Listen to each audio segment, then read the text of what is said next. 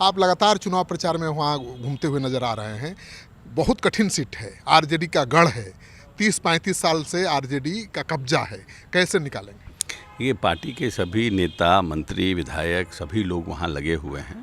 Panorama group, जो सोचता है वो करता है।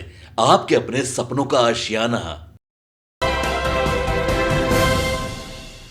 तो बेलागंज विधानसभा चुनाव पर सबकी नज़र टिकी हुई है और जेडीयू के कद्दावर दलित नेता अशोक चौधरी को जिम्मेवारी सौंपी गई है।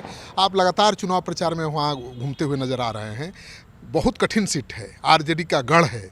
30-35 साल से आरजेडी का कब्जा है, कैसे निकालेंगे? ये पार्टी के सभी नेता, मंत्री, विधायक सभी लोग वहाँ लगे हुए हैं। जैसे हम लोग उपचुनाव लड़े थे, तारापुर लड़े थे, हमारे संजय झा जी दरभंगा के जो बाई इलेक्शंस हुआ था वहाँ पर थे।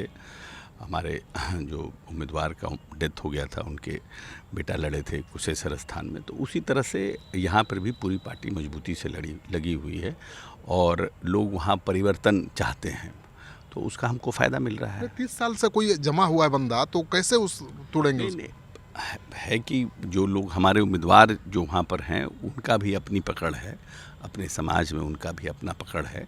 उसका भी हम लोगों को उम्मीदवार का जो चयन हुआ है, हमारी पार्टी ने जो चयन किया, नेता ने चयन किया, उसका भी हमको फ़ायदा मिल रहा है। हमारे शीर्षस्थ नेताओं ने जो चयन किया उसका भी फ़ायदा मिल रहा है और हम लोग प्रयास कर रहे हैं कि अच्छे से गोलबंद होकर अपने वोटों का बिखराव ना हो, उसका प्रयास करें। जन स्वराज का वहाँ उम्मीदवार है अल्पसंख्यक, वो भी मान रहा है कि भाई यादव का वोट मनोरमा देवी को मिल रहा है, लड़ाई उन्हीं से है, सुरेंद्र यादव से नहीं है। तो परिस्थिति तो अनुकूल है, लेकिन बहुत बड़ी जीत होगी ना अगर आप बेलागंज जीतते हैं। हाँ, तो नीतीश जी का देखिए, नीतीश कुमार जी का जो काम करने का तरीका है उसका तो एक इम्पैक्ट एक वोटरों पर, हमारे वोटरों पर है ही है ना। बिहार में विकास हुआ है, मूलभूत संरचना का विकास हुआ है, जिस तरह से काम हुआ है, तो उसका भी, नेता का भी चेहरे का हमको फ़ायदा मिल रहा है।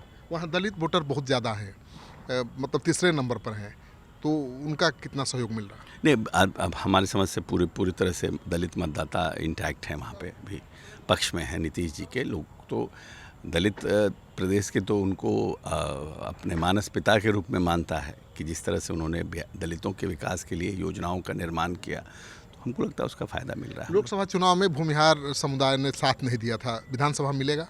नहीं, मिल रहा है। पूरे एनडीए के वोटर्स इंटैक्ट हैं, एनडीए के वोटर्स इंटैक्ट हैं और जो आरजेडी के वोटर्स हैं उसमें हमारे उम्मीदवार का अपना प्रभाव है, उसका भी हमको फ़ायदा मिले, इसलिए परिस्थितियाँ अनुकूल हैं। मतलब 30 साल बाद आप किला फतह करेंगे? हमको लगता है कि हम लोग वहाँ पर जीतेंगे और अच्छे मतों से जीतेंगे। तो अशोक चौधरी का दावा है कि 30 साल से भले आरजेडी का कब्जा रहा है बेलागंज सीट पर, लेकिन इस बार नीतीश कुमार की पार्टी जेडीयू की जीत तय है।